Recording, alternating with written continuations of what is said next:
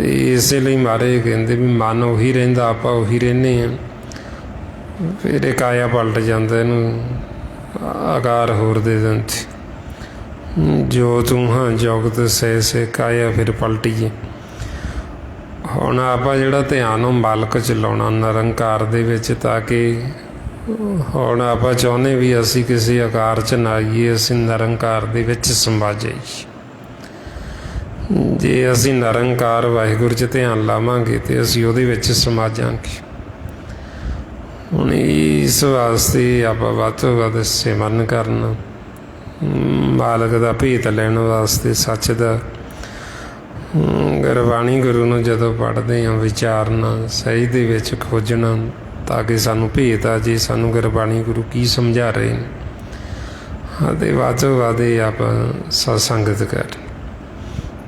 ਇਹ ਜੋ ਸਾਰਾ ਭੇਤ ਗੁਰਬਾਣੀ ਗੁਰੂ ਦੁਆਰਾ ਆਪਾਂ ਨੂੰ ਦਿੱਤਾ ਮਹਾਂਪੁਰਖਾਂ ਨੇ, ਭਾਈ ਸਾਹਿਬ ਭਾਈ ਸੇਵਾ ਸਿੰਘ ਜੀ ਧਰਮਾਲਾ। ਸੋ ਕੱਲ੍ਹ ਨੂੰ ਸ਼ਨੀਵਾਰ ਹੈ, ਜੋ ਆਪਣਾ ਹਫ਼ਤਾਵਾਰੀ ਸਮਾਗਮ ਹੁੰਦਾ ਸ਼ਨੀਵਾਰ ਨੂੰ ਗੁਰਦੁਆਰਾ ਪ੍ਰਭ ਮਿਲਣੇ ਕਾ ਚਾਓ। ਸੋ ਕੱਲ੍ਹ ਨੂੰ ਆਪਾਂ ਸਾਰਿਆਂ ਨੇ ਜਾਣਾ ਸੰਗਤ ਕਰਨ ਵਾਸਤੇ। ਅਤੇ ਜੋ ਆਪਾਂ ਨੂੰ ਗੁਰਬਾਣੀ ਗੁਰੂ ਸਮਝਾ ਰਹੇ, ਗੁਰਮੁਖ ਜਨ ਆਪਾਂ ਨੂੰ ਭੇਜ ਦੇਣਗੇ ਸਾਰਾ, ਢਾਡੀ ਵਾਰਾਂ ਰਾਹੀਂ, ਕਵੀਸ਼ਰੀ ਰਾਹੀਂ, ਕੀਰਤਨ ਰਾਹੀਂ, ਅਤੇ ਇਕੱਠ ਕਹਾਣੀ ਭਾਈ ਸਾਹਿਬ ਭਾਈ ਦਲਵੀਰ ਸਿੰਘ ਜੀ ਧਰਮਾਲਾ, ਵੀ ਕਿਵੇਂ ਆਪਾਂ ਮਾਲਕ ਤੋਂ ਵਿਛੜੇ ਅਤੇ ਕਿਵੇਂ ਆਪਾਂ ਮਿਲ ਸਕਦੇ, ਰਸਤੇ ਵਿੱਚ ਕੀ ਕੁਝ ਰੁਕਾਵਟਾਂ ਨੇ, ਉਹ ਆਪਾਂ ਗੁਰਮੁਖ ਜਨਾਂ ਤੋਂ ਆਪਣੀ ਕਹਾਣੀ ਸੁਣ ਕੇ ਫਿਰ ਆਪਣੇ ਜੀਵਨ ਦਾ ਆਪਾਂ ਜਿਹੜਾ ਲਾਹਾ ਉਹ ਲਾਹਾ ਖੱਟਣਾ। ਸੋ ਸਾਰੀਆਂ ਸੰਗਤਾਂ ਸਮੇਂ ਸਿਰ ਕੱਲ੍ਹ ਨੂੰ ਆਪਾਂ 5:30 ਵਜੇ ਤੱਕ ਸਾਰੇ ਗੁਰਮੁਖ ਪਹੁੰਚ ਜਾਇਓ, ਤਾਂ ਕਿ ਆਪਾਂ ਸਮੇਂ ਸਿਰ ਪਹੁੰਚ ਕੇ ਵੱਧ ਤੋਂ ਵੱਧ ਸੰਗਤ ਕਰਕੇ ਲਾਹਾ ਖੱਟੀ।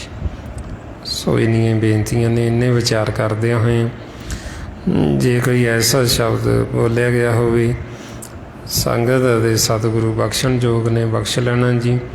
ਵਾਹਿਗੁਰੂ ਜੀ ਕਾ ਖਾਲਸਾ, ਵਾਹਿਗੁਰੂ ਜੀ ਕੀ ਫਤਿਹ। ਵਾਹਿਗੁਰੂ ਵਾਹਿਗੁਰੂ।